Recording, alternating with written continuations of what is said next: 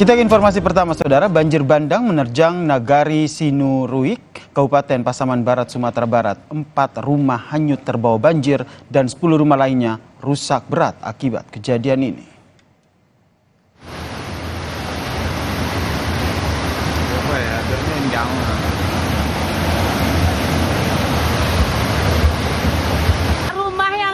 Banjir bandang yang melanda Nagari Sinuruik, Pasaman Barat terjadi usai tingginya curah hujan yang melanda sejak siang hari, saudara.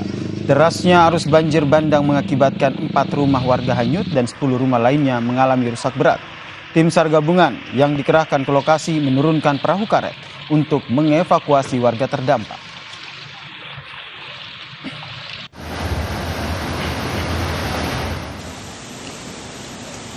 Pasca diterjang banjir bandang, saudara, pemerintah Kabupaten Pasaman Barat pun menurunkan tim gabungan yang terdiri dari BPBD, Satpol PP, Damkar, PMI dan juga polisi untuk membersihkan daerah terdampak.